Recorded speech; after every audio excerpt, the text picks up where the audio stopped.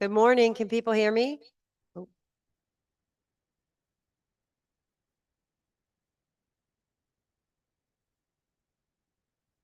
All right. Now can people hear me? Yes. You can. Okay. Can anybody not hear me? Okay. All right. Good morning, everyone. We are starting our wheelchair repair task force meeting this morning. And Happy New Year to everybody. I hope you all had a good holiday and a nice break. And I don't really have any remarks other than let's just jump right into it. I think everybody should have received the draft report that is confidential. It's a draft committee work, so it should only have been shared with members of the task force. And what I wanted to do today is have an opportunity for people to talk about it, weigh in. I have asked everybody to respond to me by, I can't remember the date I said, I think the 23rd or whatever. Just look at your email. Don't listen to me right now. It was the 23rd. Thanks. With any revisions, corrections, changes that you might have. And then I have also asked, I thought the best way to do the report, and I want to hear feedback about it, would be under the recommendation section to allow for a short response from each one of the constituency groups, which would be insurance, CRT industry, and the consumers. And knowing that the state agencies are not in a position to oppose or support, but rather to provide input, I'd also would like their feedback on things, but I understand they may not have a lot of input into the actual report. So with that, I am going to, everybody should have gotten the December minutes. Is that right, Chandra? So can I have a motion to approve the December minutes? So moved. Thanks, Lisa. A second? Anybody have a second online? Because that's all that's here, other than me and Lisa. Second. Second by Representative Case. Thank you. Any questions, concerns, discussion? Seeing none, all in favor? Aye. Aye. Do we have all ayes? Okay, great. Okay, those are approved. All right, with that, I think we should just dive right in. Let me just talk a little bit about how I decided to lay out the report. And I am not going to take anything personal. So you should just, put it right out there. I took thanks to Chandra and some other aides, I had some examples of reports. So I started off with kind of a summary document or pages about the actual legislation, the number of meetings, and then a little bit of background on the issue that has gotten us to this point in having this task force, the table of contents. I want to thank Chandra for really helping with the putting together the wheelchair report repair task force membership, and then links to all of the minutes and stuff like that. And then the task force findings, which hopefully I got all right. I pulled from the different presentations that we did, tried to pull out the most salient points and summarize that. And then the task force recommendations, which are obviously sort of the most important. So I summarized, and then the way I tried to lay out the recommendations and why I've asked for responses from each industry is because my assessment from having done this now for quite some time is that I think everybody agrees on the problem, and I think everybody agrees on in concept that the solution is reducing the wait periods for repair and service of CRT and wheelchairs.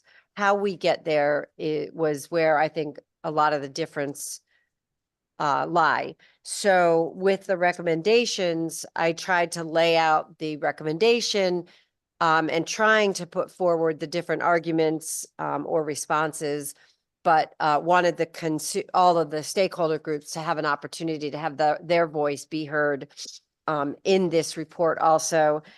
And lastly, I guess I would say, if at the end of the day, if any groups want to have a longer response to the report, I don't see any reason why we couldn't do that. But at this point, I'm going to stop talking and open it up for comments, questions, concerns. And then the next step will be one final meeting where it would be my goal, and I think Senator Seminara and Representative Case and others, that we have a unanimous consent on the actual report, which is also why I tried to lay out all the different sort of issues within the recommendations so that everybody would feel comfortable signing off on the actual report and feeling like it represents the different points of view. So for the legislators, I understand you all will have to sort of kind of figure out and hopefully talk with all of us about how this actually gets put into legislation. But for now, and thanks to a lot of people, I want to thank Senator Seminara and Representative Case for really consulting with me on a lot through this whole process and helping to figure out how to do this. Apparently, there is not one way to do a task force report. So many of you on this call actually had some great ideas, which I've tried to utilize doing this. So I am really going to be quiet and ask for hands, and let's just go from here.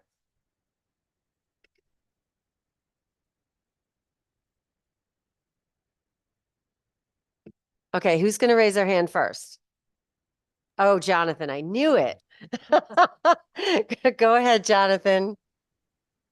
Hey, thank you. Beverly, I just want to first say thank you so much, and everyone who helped you work on this report, especially at the beginning of the new year and probably over break. So really appreciate all the effort you put into that. I guess I'll just speak very broadly. More details, I'll send to you on behalf of the consumers. One of the big things that we found missing in the background section was the issue that's the staff number being identified as a core cause of the delays. And I know that we can word this different ways, and I want it to be worded as objective as possible. But there were some phrasing that the consumers found problematic, where it seemed that in-home repairs were being blamed for delays, as opposed to kind of difficulty of the current level of staff being able to meet the demand. And as the consumers highlighted, and this could also refer to the findings section, as the consumers highlighted, the CRT data illustrates and actually says that the majority of the delays is caused not by the need for specialty parts or the insurance process, the prior authorization, which takes on average 8 days, but almost 8 weeks, 25 to 27 days twice. That is solely due to the inability of technicians being able to get to consumers' homes for both assessment as well as for repairs. And that fact was absent in the report. And so I just want to make sure and perhaps discuss how we can present that in an objective way, because I think that's an important part. So I'll just start with that comment. So just quickly, and on that, Jonathan, I appreciate any feedback and information you can shed on that, because I really you spent a lot of time on your Excel spreadsheets and stuff like that, but Yep. I don't know. I think I was having a hard time sort of Finding figuring it all. out exactly where we were in terms of all the different data that had been presented. And I sort of had to jump to a higher level to present the data um, as accurately as possible. So feel free to add anything you want on that. If I've left something out or not presented in a way that feels correct, you should definitely correct me on that. I will say I'm not it'll be interesting to see how what you come up with, because I think we should try and present it in an objective way. And I was really struggling with that, to do that, because there was a lot of different data and a lot of different numbers. So, definitely help me where you can with that. Of course. Were you done? You said you had more. Um, Keep going. well, there are other things. I don't know if Sheldon has his hand up, if he wants to speak on that topic Well, specifically or something, oh, or do you want me okay. to go through the list? How do you, whatever you guys want to do. Okay. I would like to hear your whole list, but Okay, sure. Sheldon, can you just wait until Jonathan gets through his list? Well, I was just going to respond just to this point, and then Okay. I'll shut up after that. I do have other things, but um, the I think perhaps just a suggestion, a way to do this as factually and as objectively as possible about the staffing impacting the wait times for in-home repair is to take the industry's own data and the report on November 2nd.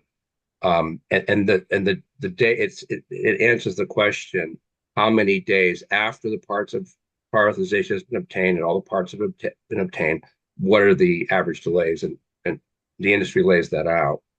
And then the other document they have shows the overall average delays. So you can those are just percentages. I mean, and another option is just call it that a majority of the delay is related to that particular issue. The only thing I would say about this point is that it's really about balance, and the intro notes that that says two big reasons are the parts issues and um, two big reasons wheelchair repairs take so long is specialized parts and insurance red tape. And that's not untrue. It's just that, but we don't say that thing that's even bigger. So that's why I think the need for balance.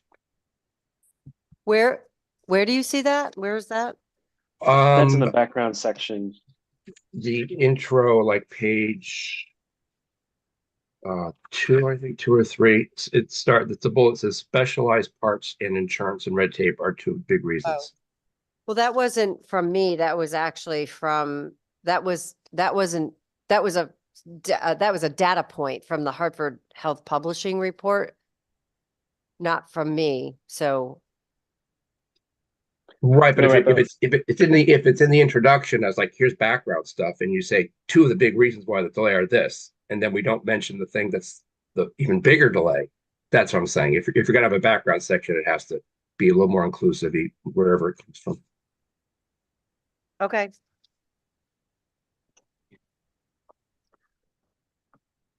so moving. So the other things on the list, I guess related to staffing, I was very pleased to read that the industry has committed to adding 14 to 17 new technicians in response to these discussions, and I just wanted to ask, what is the timeline for that? And I think related to the issue I just brought up, it might be useful to identify that this is in response to the industry recognizing that staffing has been an issue, because this has evolved over the course of our discussions. If we recall, at the very beginning, you know the we were hearing that we were fully staffed. That the companies were fully staffed, and we really appreciate the changes. And I think it would be to the credit of the industry for the report to recognize their movement on that issue. But I just wanted to thank you guys for that commitment and just ask for the timeline for that if that is available.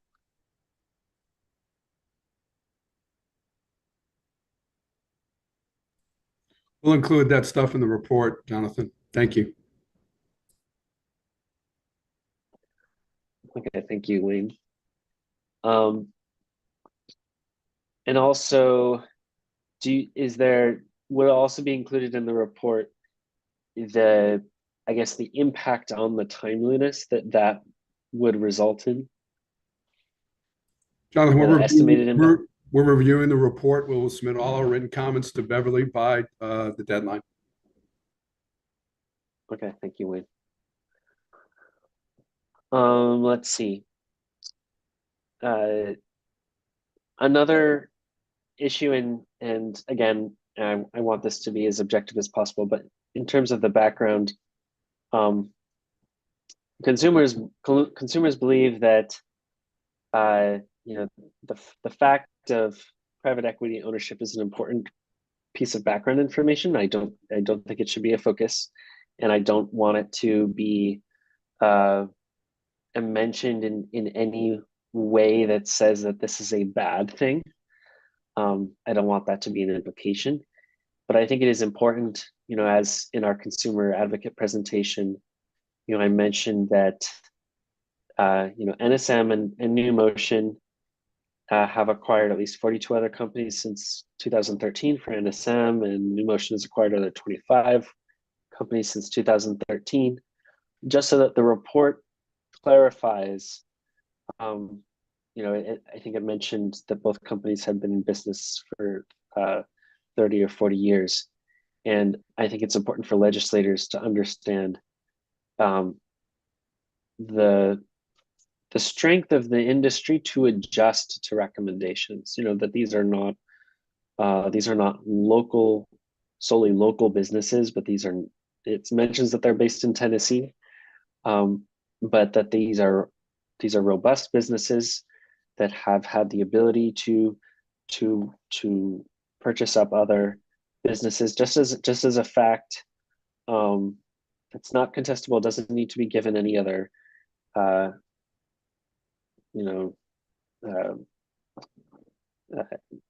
twist on it.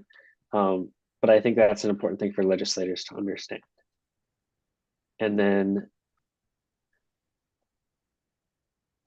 let's see. I also wanted to clarify for Hey, Jonathan, can I just going yes. back to that? Of course, sure. So explain to me why that part is important, the acquisition. Explain that to me, what your thinking is on that. Sure. So in the spring, if we recall, as the initial bill was being discussed that would put significant restrictions on the companies, consumers heard through legislative, the hearings, etc. People had concerns that these businesses were going to be squeezed out of Connecticut, that they would leave Connecticut, that there were only 2 companies left in Connecticut. And that idea that any regulation would be overburdensome on companies, on the only 2 companies remaining in Connecticut, is a misunderstanding of the situation.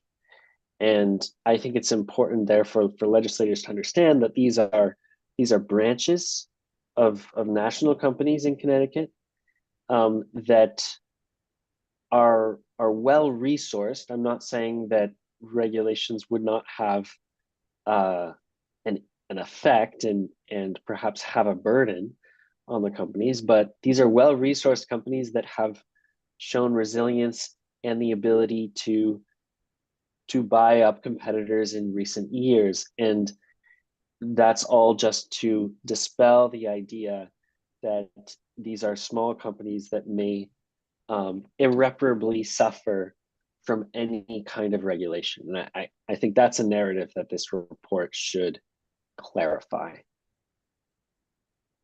All right, thanks for that. And then in terms of the recommendations, for the first recommendation, I think it's important for it to clarify. And again, we'll provide some detailed text when we present it to you, when we send it to you. That the consumers are really calling for less than 6 days for in-home assessments, as well as less than 6 days calendar days, or ideally less than 6 days for in-home repairs, after all of the processes are complete. So after the prior authorization, after the shipping, after parts have arrived, and that we want to, our recommendation would include any other needed exceptions, such as consumer availability, cancellations, what have you, whatever else is reasonable in there, to make that a realistic goal. So again, provide details on that, but I just wanted to make sure that that was clarified.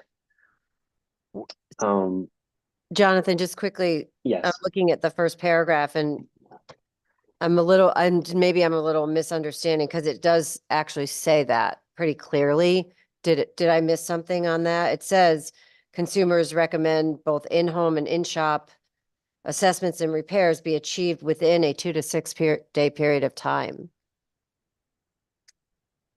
Isn't that what you just said? It should say?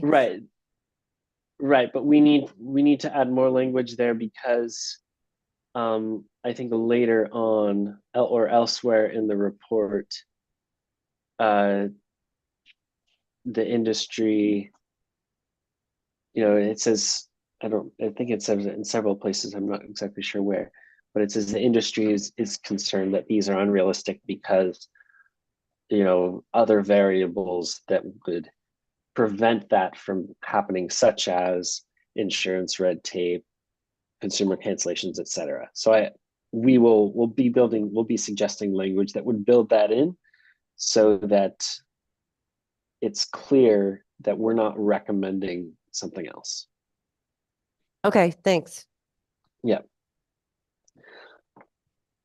Jonathan, just 1 second. I just Of want course. to highlight that later in the same section, it says the CRT industry quite sincerely acknowledges the seriousness of this issue and as such has agreed to repair equipment within 5 days of receiving all the parts when a consumer can come into the service location. This would be subject to the consumer's ability to schedule within this time period. Right, that's in the service location, so that's in the shop. Right. So you're wanting the language to include in the service location and In the consumer's home. in consumer's home. Okay, I'm just trying to clarify what you're looking for. Yeah. All right, thank you. No, thank you.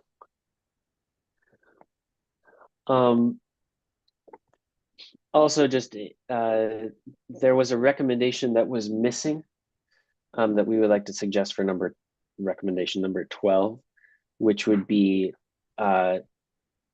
to add insurance payment for overnight or expedited delivery for urgently needed parts.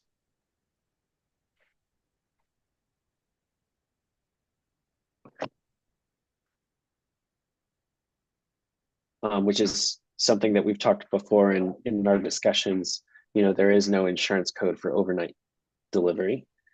So the creation of that, the wait time for when delivery is out of stock is significant. So this would really facilitate that. The wait time out of stock is is comparable to the other wait times for in-home assessments and in-home repairs, so could potentially cut down a little less than a third of the wait time if we could get this added.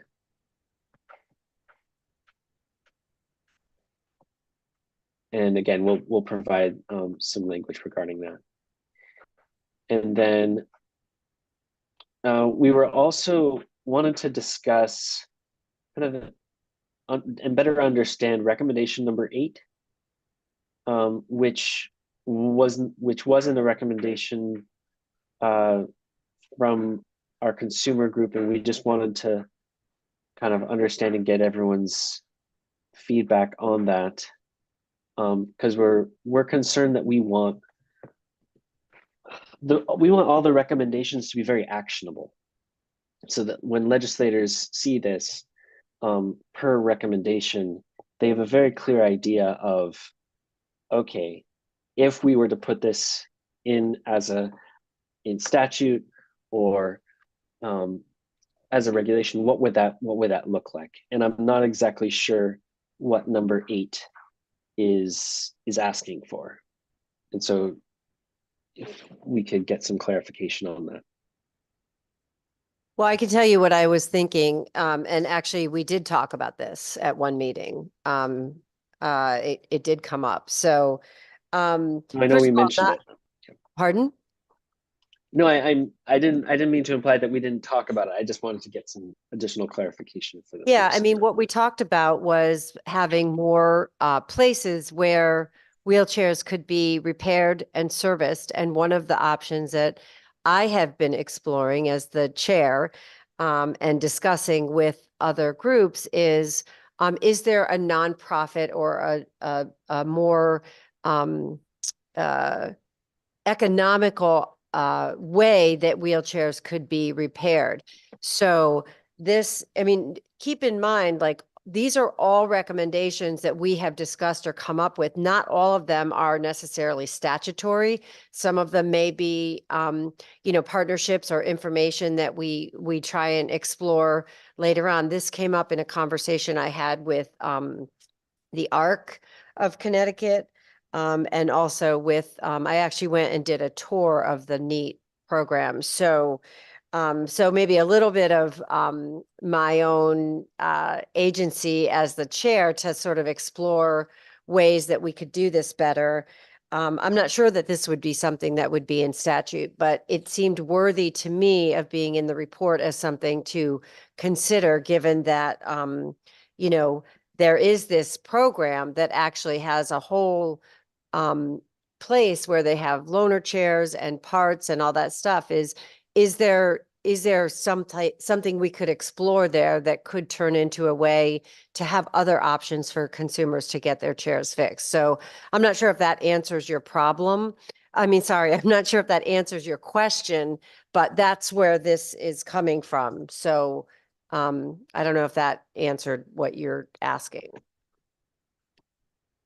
Yeah, no, I understand that. I guess I'm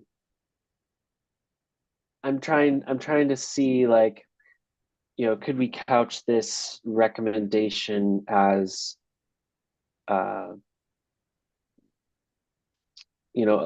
perhaps what was, recommendations number 9, where we talk about, well, I guess it's a little different. I guess is there an ask for legislators to consider in number 7? Is that ask, for programs like this to be reimbursed for insurance, or is it to just spread awareness of these programs?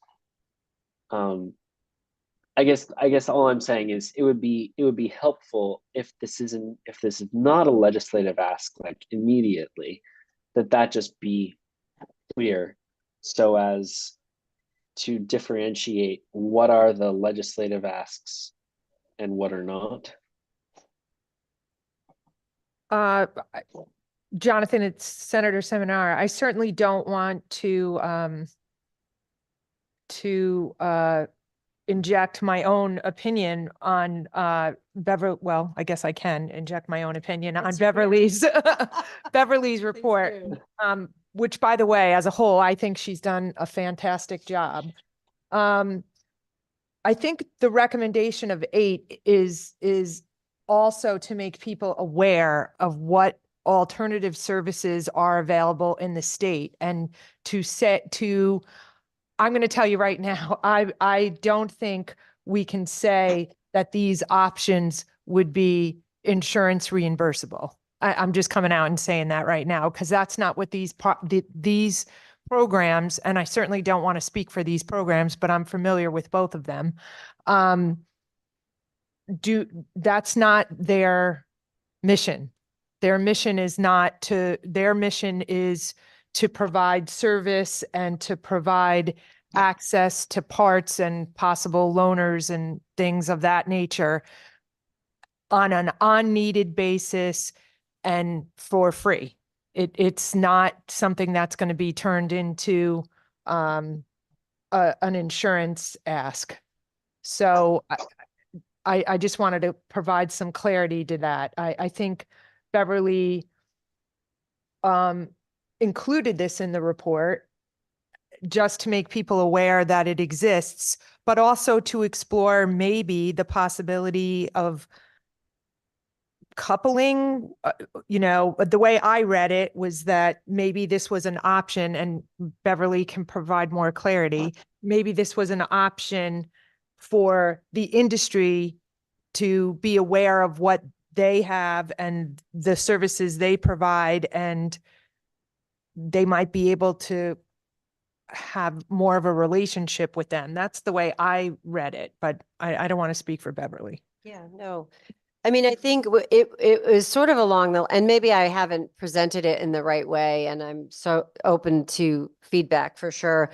But we talked a little bit about in here about opening up the market, I guess is sort of what I'm trying to get at. And being more, more repair and service locations and opportunities for consumers. I certainly didn't mean this as a recommendation that would be, well, let's do this instead of like the real substantive stuff. But I did think it was worth mentioning that there is this resource that, and I've not been able to sort of get to the bottom of this, but at some point in time, I understand that this center, the Oak Hill Center, did try and be one of the, be a more official repair center service for wheelchair consumers in the state. So, but I'm not a business person and I'm not a lawyer.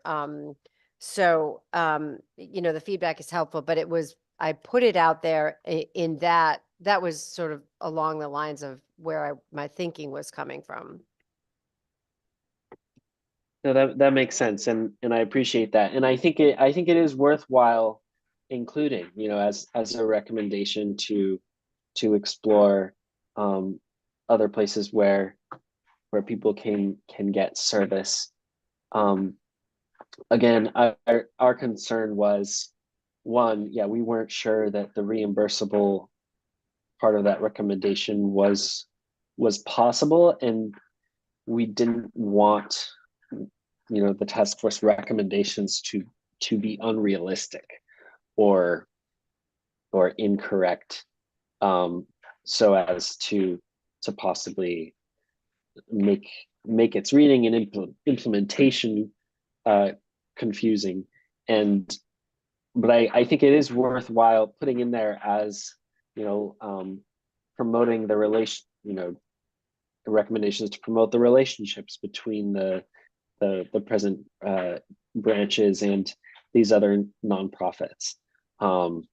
Maybe there can be recycling of parts, but again, highlighting, because I'm looking at from the reader's perspective of legislators who don't have a lot of time. They're looking through this report. What are they going to glean from this? And I want to make sure that they don't come back with an understanding of, cost for the consumer is the real issue. Whereas as we've been kind of pushing, most of us are on Medicaid. We're not paying out of pocket for these costs. Those of us who are paying out of pocket, we're probably buying new stuff rather than old stuff, and finding a cheaper option is not necessarily the core of the issue. So I just want to make sure that it's not read as that being the case. No, and I appreciate that. thank you so much. I would also say that there are about 5,000 consumers in the state, and I don't think any of us in this room can say we represent all consumers. So I actually don't agree that cost is not a factor for some consumers. So, but I understand the overall what you're trying to say, and I appreciate that feedback. And I think those are my comments for now. Thank you. Okay, I think, well, Representative Smith, you had your hand up. Did you still have something you wanted to say? And then I think David Morgana had his hand up. Could you pass on me for a moment, Madam Chairman? I'm in the process of getting in my car. I'll put my hand up in a little bit. Okay, sure. David, did you had your hand up?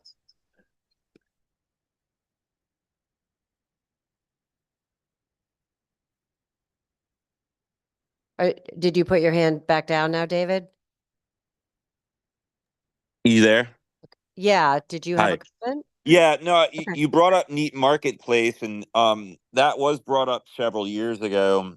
And at the time, there was the whole thing about they wanted to use used parts to fix chairs. And we had a meeting down at Neat Marketplace. The industry was there. I think people from the governor's office was there, and it was pretty much it didn't go anywhere after that because it just didn't make sense.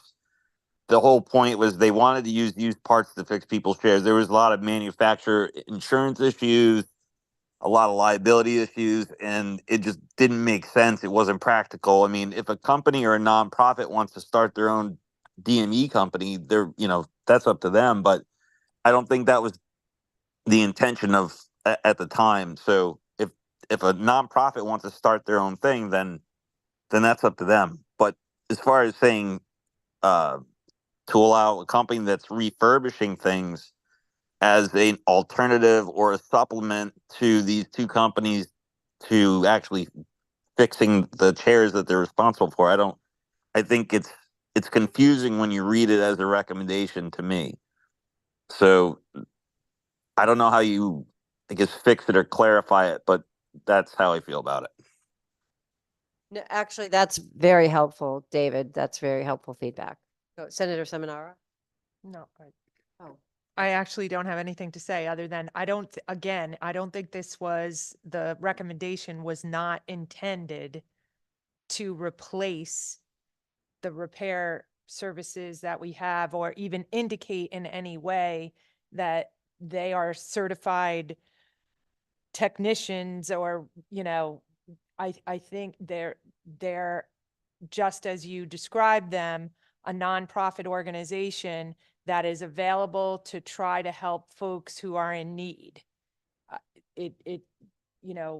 Again, I don't think it was a recommendation to indicate that it was a certified service by any way, shape, or form. But Beverly, I'm sure will look at it and maybe clarify the wording of it so that it reads it's more palatable to everyone. Okay. yeah, I mean, that's the purpose of this meeting. I said nothing. I do not take anything personally. So I really appreciate all the thoughtful feedback. So with that, Sheldon, you have your hand up? Yeah, except Representative Smith really was first. Let's let him go. That was All right, fine. why don't you go ahead, Representative Smith, now that you have your hand up again? Thank you, Madam Chairman. Just real briefly in commenting on the report that we received, and going back to some of Jonathan's comments, we're at the stage of this task force where we're getting ready, I guess, with our next meeting to tender our report.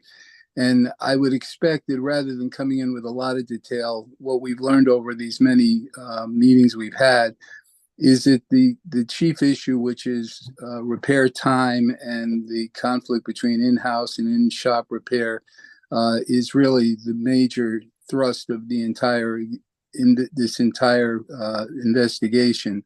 I think it's important to note that. I think it's also important to note that how forthcoming the industry has been, both Gary and Wayne and the others, I think have been very forthright in representing what they have. I think it's also important, as Jonathan brought it up too, is we have to understand what the companies as suppliers, as private suppliers, what their realities are with terms of profit margin and so forth. And the fact that they are part of a private equity firm, I think, is an important information, but it's not something that we have anything to do, because what it really gets back to is describing some type of motivation in this case.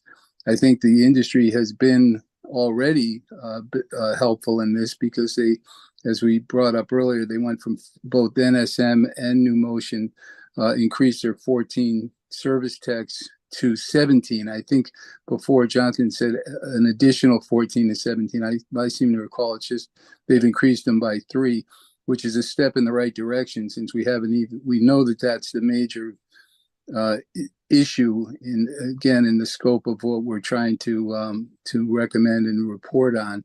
But it is certainly going to provide some assistance in terms of cutting down those lead times. I think it's important that we go into some of the other things that are also beyond our control, some of the insurance matters, information concerning the need to get prior authorization, which are all very well detailed in the report. There was one thing that came up, and it was mentioned in the beginning of the report, was there's currently a bill in Massachusetts that just passed the Senate, and it's not clear to me. I was trying to look it up last night, whether this was actually enacted. I'm curious if this is something that some of our industry people are also involved in separately in other states, being a neighbor of Massachusetts.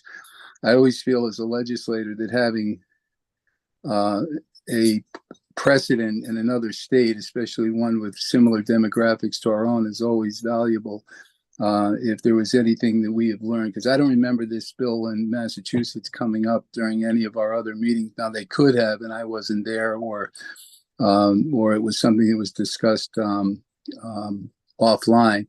But I think it's important that as we go to next week in the final report, we try to distill as much of this stuff down into some general recommendations, because certainly if this bill comes up after our report in the next session, my colleagues, both in the House and Senate, that will take this up in public health or whatever committee it goes to, are going to go over the same territory. So I think the background should be there for them to consult.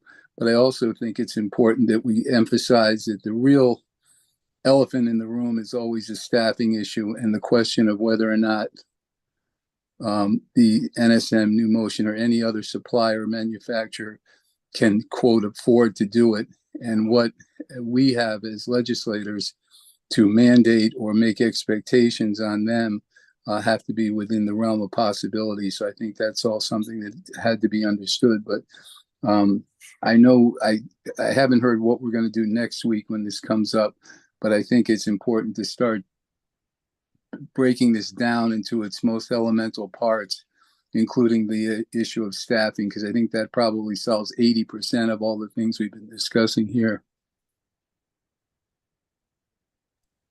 Beverly, can I answer Representative Smith's question about the Massachusetts? Yeah, go ahead, Wayne. Sure. Representative Smith, yes, sir. We are engaged with both the Massachusetts Senate and the House. The bill is not enacted. It has been passed out of the Senate. It's presently in the Health Finance Committee in the House, and will be meeting them as well. We have also worked to get a bill that includes a number of these recommendations introduced in the Massachusetts House as well. So, Thank you. Thanks, Wayne. I'm sorry, I was a little distracted, but the Massachusetts legislation has only passed in their Senate. It's not clear to me if or when that would go to their House. And it's not perfect, obviously, but I put it in there because it passed in between our last meeting and this one. And I think it's relevant in terms of the sort of trend or more information we're seeing about this as a substantial problem for wheelchair users. And Rep. Smith, I just have a question. I'm not sure. It's my understanding that the recommendations we want to recommend, legislation to legislators, but that I did not understand that to be our only charge. So I'm not exactly sure what maybe I'm not sure I understand your recommendation or your thought. Maybe you could clarify. Well, I think, Madam Chairman, and I certainly commend the great work you've done in this report. And I think it covers a lot of the background information that will be important for future deliberation with regard to real statutory language and a real bill that may come up in the coming session. I'm just saying, in terms of us agreeing in these last two meetings, where the thrust of these recommendations need to go, it does seem to center around the whole issue of staffing, not necessarily why it's not affordable or why it's not practical. And some of those things are certainly valid arguments from the industry side. But I think the report, even though it's not, maybe the final report would be a little more structured toward that issue of staffing and what we believe can assist in that, rather than going into a lot of information regarding ancillary considerations, things that we don't have control over, and the things that, or as I said, trying to understand motivations or why a company says something can't be done because it's too expensive. But no, I think the report is very clear. I think it covered the background, and I think it was ordered in a proper way with the recommendations coming at the end.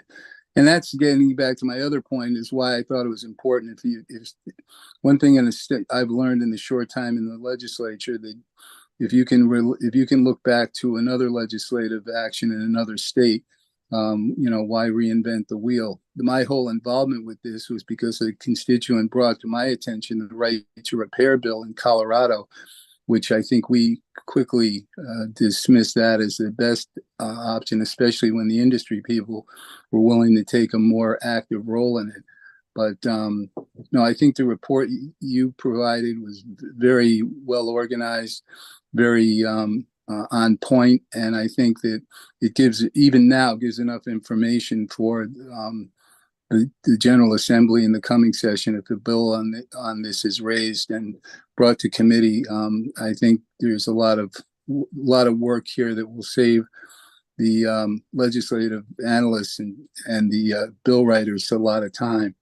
So I have no problem with the report. And I think it's a good guideline. I just think we need to start emphasizing the real issue that seems to me has to do with staffing. And I think if we did nothing else, this task force has already gotten more technicians on the field in Connecticut before it ever came to any legislation or any statute. Okay, thank you. Sheldon, you had your hand up. Yeah, unfortunately, if you wait, like Corey called on, then you now want to respond to other things. So I have to respond to a couple of things. But first, Bev, I do want to also pass along my great appreciation for the yeoman's work you did in putting this report together. This is obviously a complex area. It's a mammoth task. You did a great job. So we're all grateful for that. With regard, we will give, line by line, comments, words, and things are just like errors and stuff that I'm sure won't be controversial. And some of, maybe it's a little more substantive, but we'll do that, and let's not take that time now. I did want to respond briefly to Frank, Representative Smith. I completely agree about, the staffing is the issue, and that's why we said right off the bat that, or Jonathan said right off the bat that in the introduction it has to identify that as a big problem, and then quote, use this what the industry itself said in its report about what the numbers are, where the breakdown is. But in terms of the fact that they've agreed to hire 3 more people, just so folks understand by the analysis, and we're not asking to have this be in the report, but what the analysis that Jonathan did in the spreadsheet showed that adding 3 would never get close to the kinds of periods we're talking about, 5 days, 2 to 6 days, that would not accomplish it. And there's no commitment to maintain those people. So it could not only might those 3 people disappear, but they could go back to what it was earlier. And that's why we really, unfortunately, do need a legislative mandate here. On the Massachusetts bill, that was important to reference in the task force report. I think that's good so people know what's happening in other states. Of course, it will change, but that's what we have. But in terms of what that is in that bill, it is limited to only during the warranty period. So most of the stats show that most of the repairs are done out of the warranty period. So even if that does pass the House in Massachusetts, that doesn't address the bulk of the need. But the time periods in there, which is 3-4 days. I think there was 8 days on the outside. Those are comparable to what we're asking for here. So obviously that is recognized as reasonable, notwithstanding, the recognition that Representative Smith just mentioned about, the industry. Although, it's been publicly reported the revenues of these companies is very large. And so I think it is a little problematic to be saying we should put profits over people. These are really basic needs. Everybody agrees on that. And of course, it's going to cost the company something to address the real problem, which is staffing, but that's just the cost of doing business. So what I raised my hand about was just a general comment about the sort of the structure of the recommendations, and then suggestions. And I do want to do this orally in the meeting because it's not like it might lead to a better place, and we all agree in terms of the recommendations for 3 of them. But my overall comment on the recommendations is, I think it would be clearer if, let's take the big one, which is the recommendation for number of days, for assessment, number of days to repair. I think it needs to be clear. This is a recommendation of the task force. So this is what we're proposing. And then afterwards, you can have the back and forth as you do about, the different views on it. But the recommendation, so for example, number 1, this is, the heart of it. Representative Smith said so. I think we agree. CRT equipment must be assessed, diagnosed, repaired, and serviced either in the consumer's home or in a service location. It should say at the person's choice, within a set period of time that's accountable, enforceable, includes penalties for noncompliance. But then when you get to the question of, well, what is that period? Then it says consumers recommend something. And I think that really should be the recommendation of the task force. And then the industry obviously disagrees. They disagree not only with the idea of set timelines, but also specific times. And they should say that. And that should be all laid out. And the industry, I'm sure, has comments about the way you've characterized it. But I think that it has to be clearer in the recommendations. What I'm trying to say is not just a discussion back and forth. There's different ideas, but this is the task force recommendation. So my 3 specific questions or comments for open discussion, because I'm trying to understand it, and I think what I'm going to say is going to be consistent with what people are thinking. The first is on number 4. It's entitled "Consumers must be offered and provided in-home repairs," and then it discusses how important that is. That's not an issue. The industry agrees with the consumers that in-home is important and must be maintained. So that's a non-issue. The issue is timely in-home repairs. So I just want to make clear that that's what we're focusing on. And basically, if you add the word timely, you kind of solve it. Although we'll give you some, line by lines, but that's really the focus of number 4. It doesn't really accomplish anything, and it's not even a recommendation that needs to be made unless it includes the word timely. And the other two are number 5, which is transportation. So here's the issue with this. I think there was a misunderstanding. Is DSS on the call today? Yeah, Catherine Holt's here. I think there was a misunderstanding that it says right now that the problem is that any non-emergency medical transportation doesn't pay for wheelchair, vans delivery. And I don't think that's true. I have plenty of clients who the NEMT benefit does cover that. That's not the issue. The issue is lack of payment to get to a facility with a wheelchair to get it fixed. That's not covered. It's not the mode of transport. And Catherine, correct me if I'm wrong, but it's not the mode of transport. It's the where you're going is not covered. And so that's the first thing that I think needs to be massaged. And the second thing is that it's not. Oh, Ginny's here too. So yeah, it's not. We're gonna have to pay for this.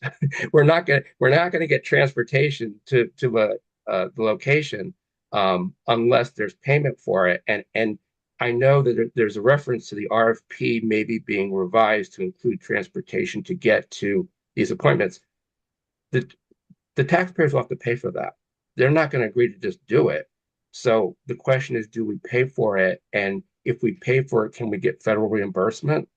And maybe Ginny can answer that too. But I just thought that we're not in any way objecting to the recommendation. We do want to, of course, make it clear that this is only at the choice of the person, that the amount of time should be comparable for both locations, in home and in shop.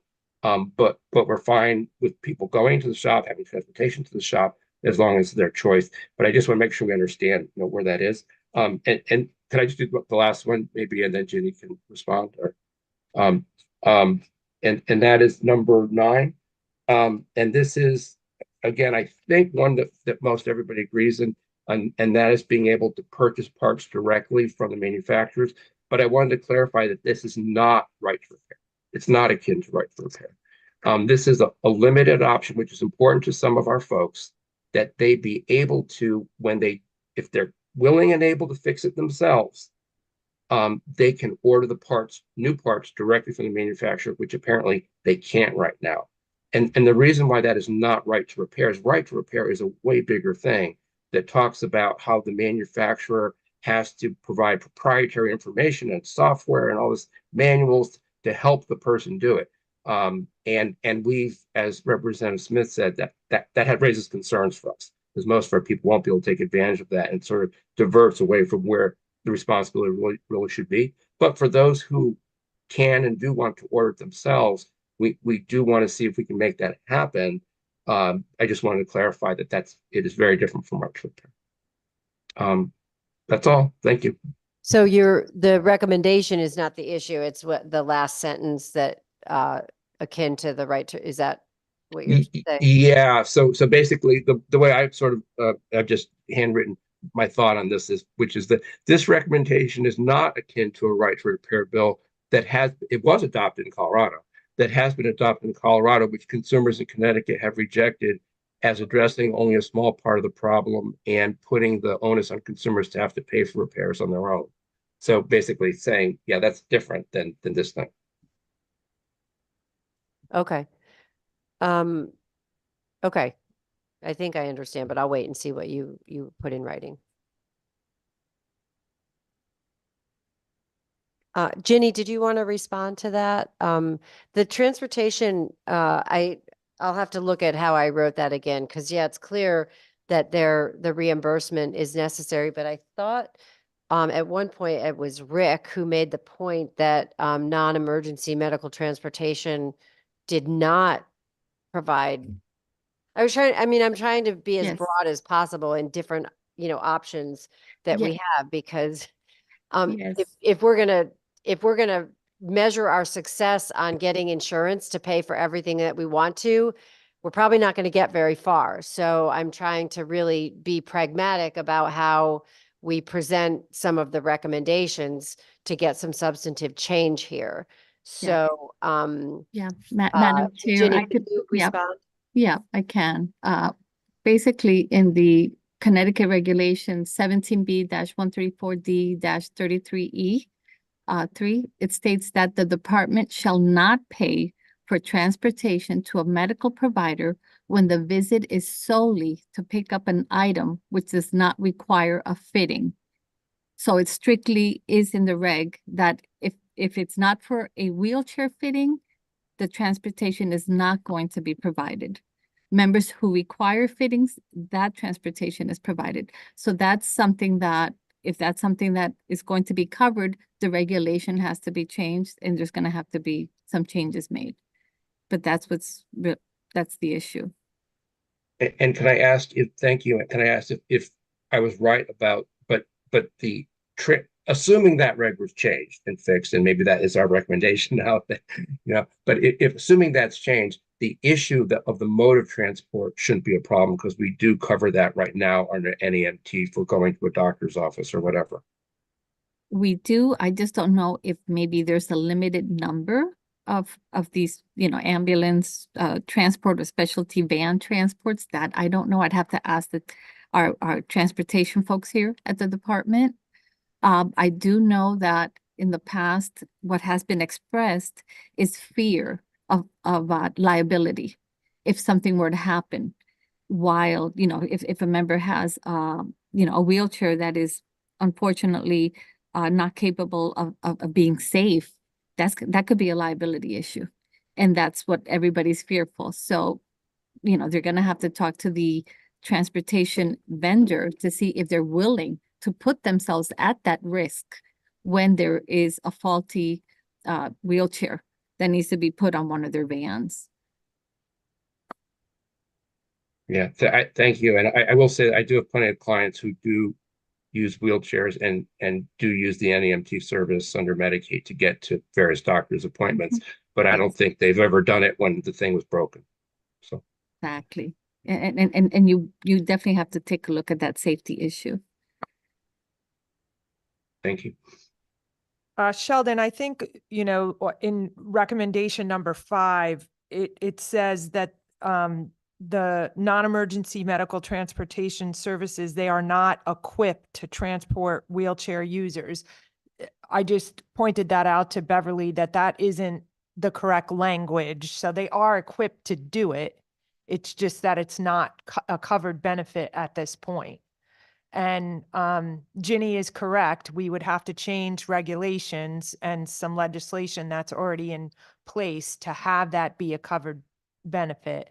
My hope is, and we have met with the Department of Social Services on this, and to talk about it further, we recognize that there is a liability with transporting somebody whose chair may be in need of repair. But we are hopeful that there'll be some considerations taken into place that not every repair is necessary, that it would further endanger a wheelchair being put on the transportation. So we're going to explore that further, and I hope that's being considered a little bit further.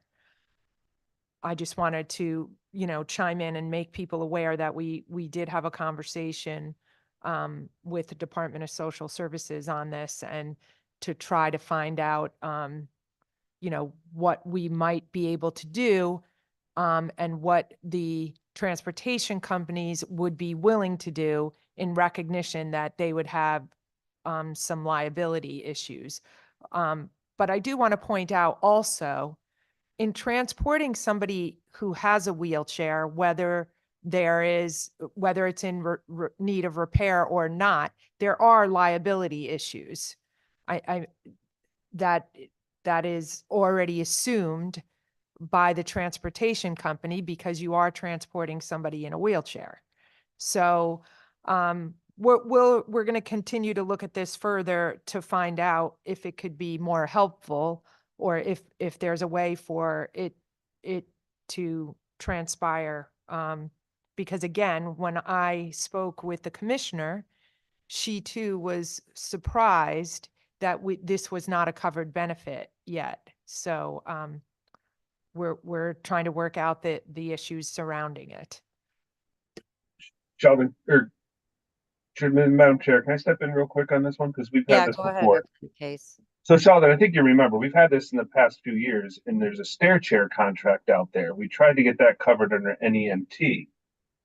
And that's a separate statute that eliminates stair chair, which is wheelchair cars, to be part of NEMT in Connecticut. I think we looked at that maybe 3 or 4 years ago in Human Services when it was coming onto Vail away from logistic care, trying to add that in, but there was some difficulties because it was a separate contracted issue. Ginny, is that correct?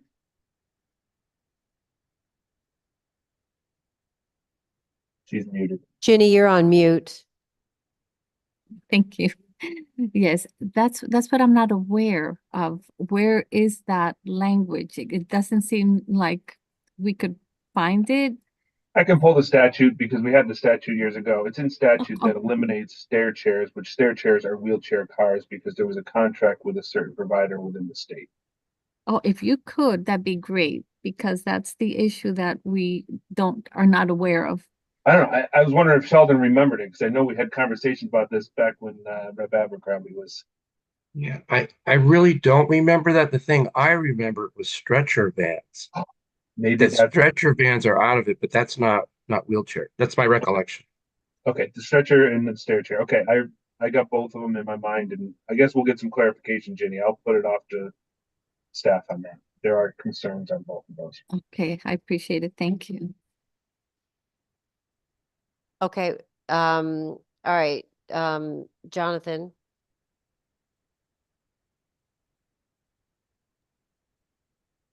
Thank you. On the transportation issue, I remember in our discussions and in some of our testimonies, the issue came up where other people and also additional, like a backup chair was not allowed in the transportation van. And if that's also something that we can include in the recommendation or clarify that is something that needs to be changed, given that at the locations there's not always a loaner chair available or a space sufficient to transfer to, so the ability of consumers, if you can get transportation from a service, that they can bring an additional chair or an additional person to help. Thanks, Jonathan. Melissa.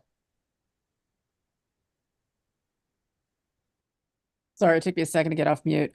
I just wanted to pick up on the point that's being discussed about there being a so-called liability about having people in chairs that need repairs on vans and on transportation. And I just want to express some caution about that, or encourage you to take some caution when you do that. Oftentimes, and I'm not saying this is the case, but oftentimes creating legal exposure is kind of a red herring. Oh, we'll be liable. Whereas in the ADA, it's expressly clear that you can't use liability as a reason for not to do something. Now, and it used to be transportation companies would say they didn't want people with disabilities on their vehicles because they might have a seizure.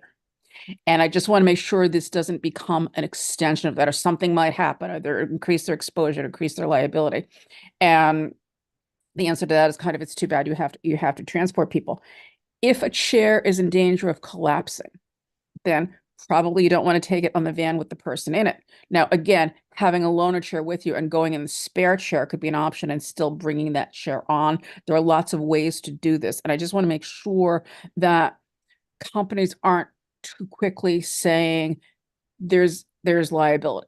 Well, there's exposure whenever a person comes on your van. There's always exposure. If you're in the business of transporting people, there's a lot of exposure when human beings get in cars, and lots of things can happen in driving a vehicle, versus what could happen with a chair that has certain problems with it. And I think we need to be really clear. If it's in danger of collapsing and there's no other way of having that person be on a loaner chair and having their chair with them. But I would hope the transportation industry would try to cooperate and figure out ways to make this work, because I, as somebody in the disability community, and I probably am speaking for others, saying I really bristle when I say when I hear transporting us is a liability or creates exposure. So thank you. Melissa, thank you so much for sharing that. I think it's important for people to hear that. Thank you. Yeah, thanks, Melissa. I appreciate that. Representative Smith.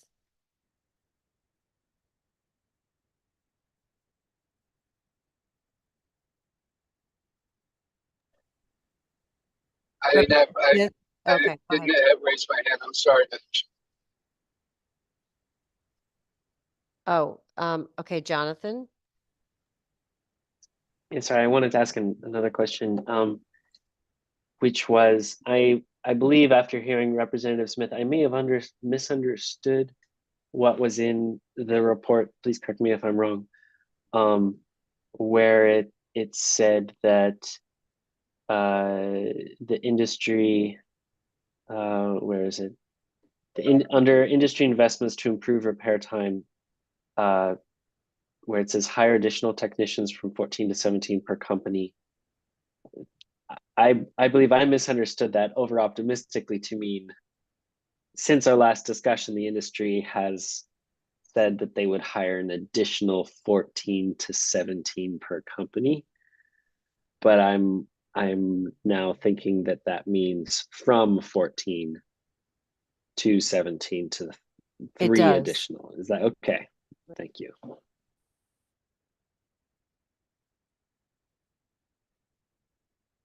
Yeah, I have to clear. It was three additional from 14 to 17, not 14 new or whatever. Yeah. So, okay.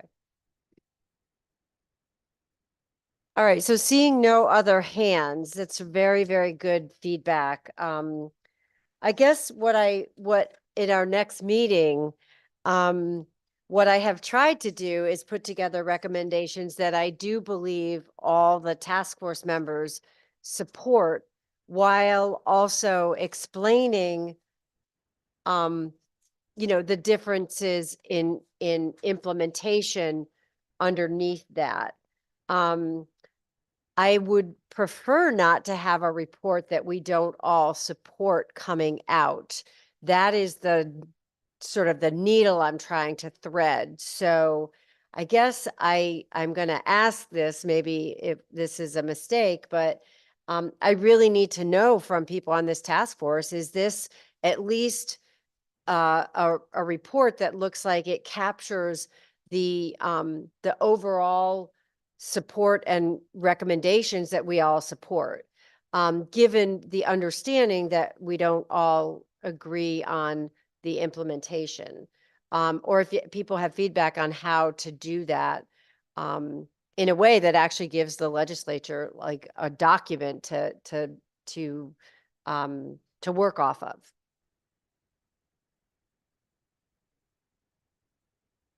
Go ahead, Sheldon. I've been on task forces before, and I appreciate the desire to have something that we can all agree on in the broad concept. But I mean, I don't want to speak for Wayne, but I don't think Wayne agrees even with the bolded part of recommendation 1, which is that the CRT must be assessed, diagnosed, repaired, and serviced either in the consumer's home or in a service location, we add at the person's choice, within a set period of time that is accountable, enforceable, and includes penalties for noncompliance. I don't think that the industry agrees with that. And that not only is it fundamental to, I think, the general view of the task force that we do that, but if we don't put in some days, the legislature is never going to be able to figure this out. We put so much time and focus on this so much that has to be there, and there's no way the industry will agree to that. So I think, and I've been on task forces before where there are 2 sets of recommendations. These are the recommendations that are consensus that everybody agrees to. And these are a couple that are agreed to by most, but not, one or two. And then those one or two are allowed to explain their opposition, the reason they don't agree to it. I think that the price, even though it's certainly a worthwhile goal to try to have something that on broad level, top level, everybody can agree to, I don't think that's realistic here. And I think it does a disservice because these are really important recommendations. I mean, I'll just take two categories. This issue of fixed timelines enforceable for doing assessments and doing repairs in home, because we don't really have a problem with in shop. I think most everybody who can speak is able to support that. Clearly, the industry is opposed to it. And another one is getting rid of prior authorization for repairs to wheelchairs of any amount, not 1,000 or whatever. The industry really wants that. We completely agree. We're in total agreement. But we know, and it's been made clear by Susan, that the insurance industry does not agree. So I think that should be, as just an example, another example, that's a recommendation of the task force, is that all prior authorization for wheelchair repairs should be removed. And then there's a section where the industry, that is to say the insurance industry, expresses their strong disagreement with this, and for whatever reasons. So that would be my approach, which is different from, I understand, Bev, what you were suggesting. I just think that we do a disservice by not being more clear about that. I appreciate that, Sheldon, but when I look through these recommendations, if you want to do consensus versus non-consensus, there isn't one single, there is almost not one single recommendation that is a consensus recommendation when you look at the insurance industry, the CRT industry, and the consumers. So that's the needle I'm trying to thread. They are all, if you want to approach it in that way, then they are all non-consensus recommendations. Yeah. And that's fine if that's what we as a committee want to do. But I had started down the road of sort of breaking them into consensus, partial consensus, and non-consensus. But the reality is, if you look at these, there's one stakeholder group on each side of every one of these recommendations that doesn't agree with it. However, what I was trying to get at, and I actually do believe, is that we all agree that these are things that we want to get to, but it's how we get there that people don't agree with. But maybe I'm wrong. I just, but if you want to go down that road, then we're making, and then I would argue, is the legislature going to even give a shit what we put in this if everything is a non-consensus agreement? So maybe we don't do any recommendations. Maybe we say, here's what came out of it. Here's what people think, but here's where people differ in terms of the implementation. Well, again, I appreciate, where you're going. We can hear from Wayne, but I don't think he agrees with the top line recommendation number one. And as it's written in bold. We don't know that. So why don't we? Okay. Why don't that's fair. That's rather fair. than you say that, which is not really fair, Sheldon.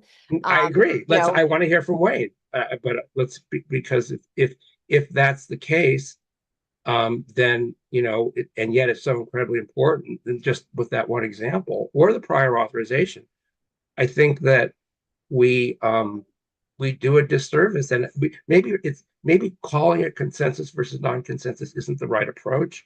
Maybe the better approach is call these things recommendations, and then identify if there's any parties who disagree and let them explain their disagreement, but their recommendations. Yeah, that is actually sort of how I structured this and why I asked each one of the stakeholder groups to reply to each recommendation their position on the recommendation. That is exactly why what I said in the beginning is what my thinking was. And Wayne, if you want to respond, that's fine. I know you maybe haven't talked to all your groups, but I'll give you the floor if you want to respond to this. All I would say is, again, we're reviewing everything. I have not had a chance to speak to everybody. Absolutely right. I think I understand what where Sheldon is coming from.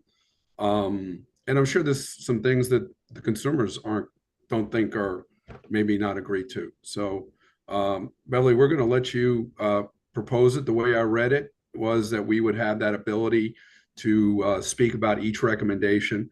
And if we do have any issues with any of them, we will put that in the written comments.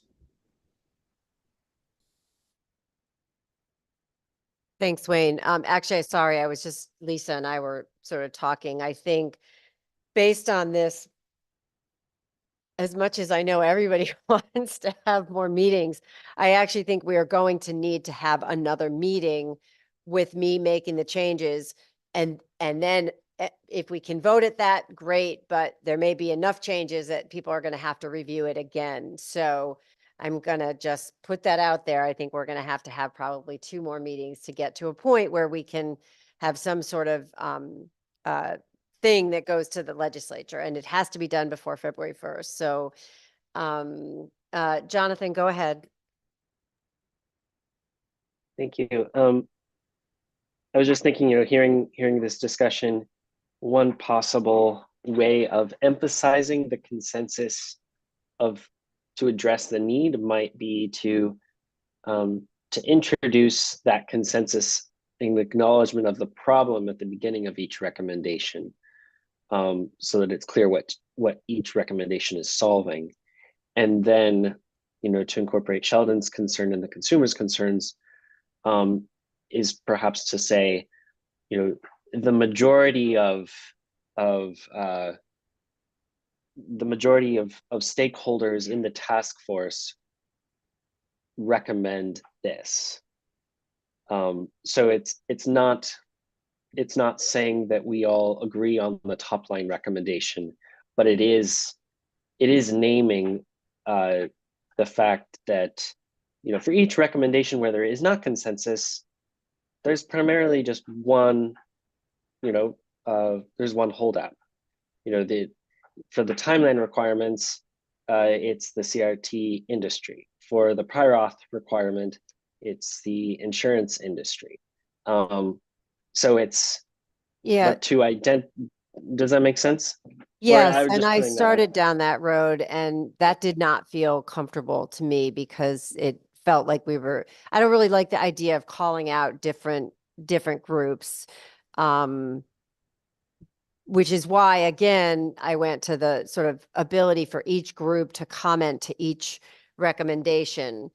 I mean, so it wouldn't necessarily have to call out the dissenters. It would just, and it could just be a blanket statement saying the majority of stakeholders, and then the commenting afterwards could proceed as already suggested. Okay, that's a good suggestion. I see your hand, Jonathan. One of the questions that has come up from a couple different groups is, I've asked for the industry, the different stakeholder groups to comment briefly around each recommendation. Perhaps a better way to do it would be that, you have the different stakeholders can supply or provide a response overall to the task force recommendations, or both. I mean, I don't know. I'm just trying to be as transparent and inclusive in this as we can. And I guess I'll have to think about that. But, I can say as the chair, I'm not going to shut down anybody commenting on this report or its recommendations. And if people have more than a few sentences or a paragraph to say, I think we should be able to do that. But I'm very aware of legislators a lot of legislators probably won't read a lot of this report. So I think, to the extent you have thoughts to share or whatever, I do think it's good to just be really succinct. Yeah, I guess back to the drawing board on some of this stuff. Are there any final comments before we wrap up today? Lisa. So hold on one sec. We need to come up with a next meeting. What was the date I gave people to get back to me on this draft? The 23rd. Okay. So,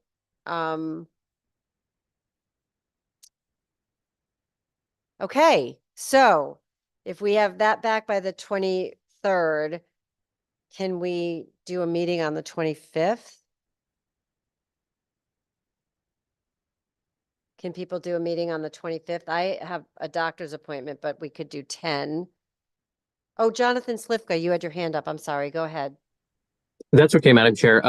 Very quickly, because you mentioned the survey a little bit ago, I just wanted to reiterate what I had sent in an email to you a couple of days ago, which was that the survey didn't mention a specific regulatory agency. It just mentioned a hotline. And so I think on behalf of the state agencies, we would want to make sure that it is referenced in the report that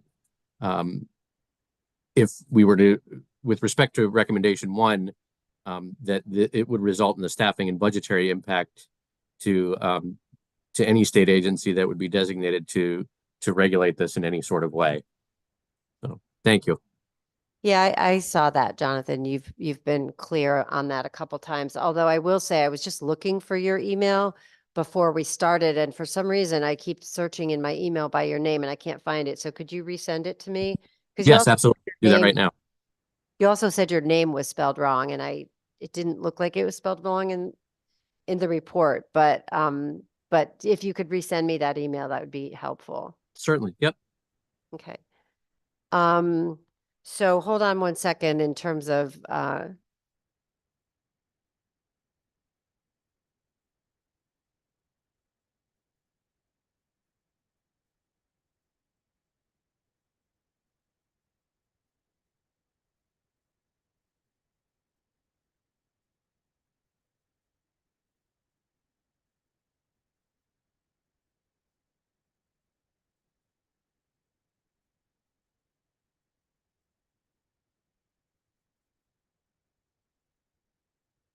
hold on, everybody. We're just comparing notes here for a sec.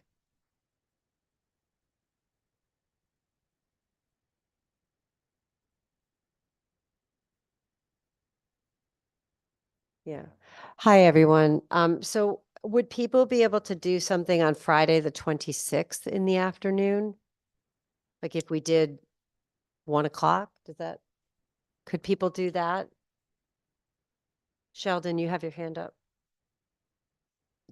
I just wanted to address what Jonathan just said. I could change the dentist appointment to do 1 o'clock. Well, thank you. Your dentist is welcome to join us Yeah, I know. He's so generous. There are issues probably in some with dentist office and wheelchairs, I'm sure, but Wayne, go ahead. Madam Chair, I cannot do that day. I've got a flight. I'll be mid-flight that day. I can do the 25th, however. Well, the 25th, like 3 o'clock. I can't do it until after like 3:30 on the 25th.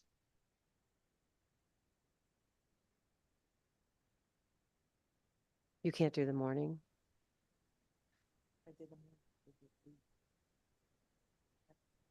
Okay. What about the 20? Hold on. What about the 24th? Or I guess even the 23rd, I mean.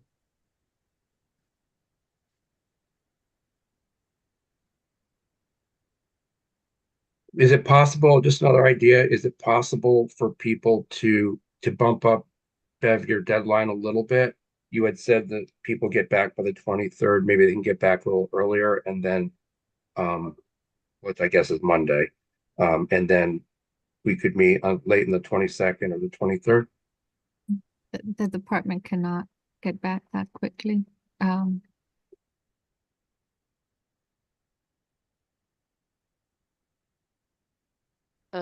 Okay, so we're not changing the 23rd, but I will need time to incorporate the changes. So Um,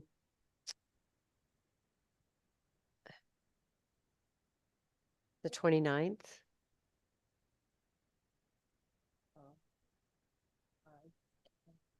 Hold on.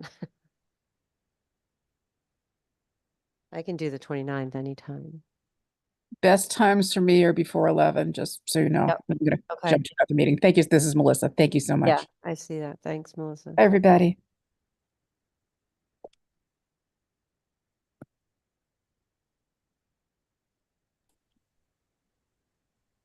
Madam Chair, I will try to move my flight. I can move it back, but if we can move it up on the 25th just a little bit.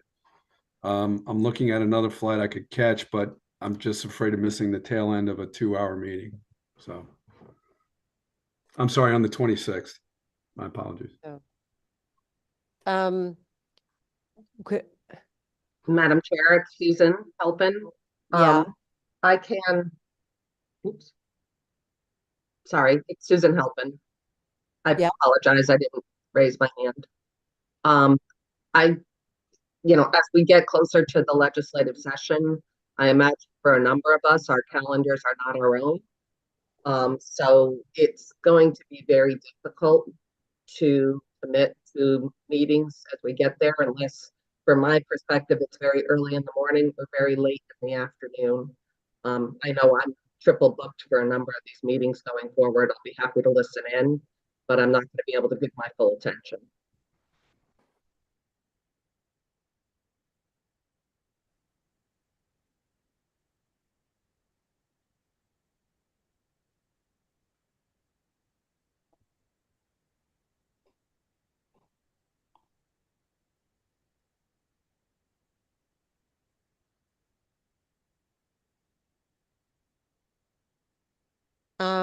What if we tried to do Thursday morning at 8 o'clock?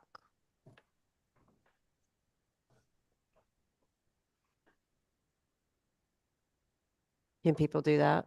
Thursday the 25th Yeah. works for me. I have some meetings, but I'll move them.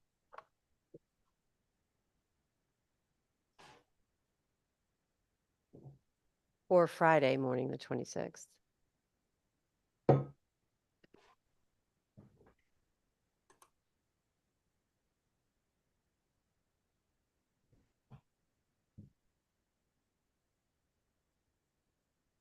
Wasn't that the problem with Wayne's plane on the morning of the 26th? No, it was afternoon. Afternoon. I can do I have some meetings, the same thing, but I'll move them on the 26th too, if it's good for the group.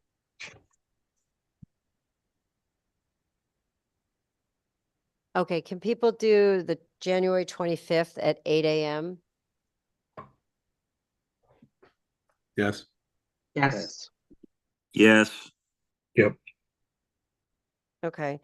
I'm gonna just go out on a limb here and say that we should then do let's schedule a meeting also for the 30th or the 31st to be our final meeting. So we should leave that off because there may be a session day that day.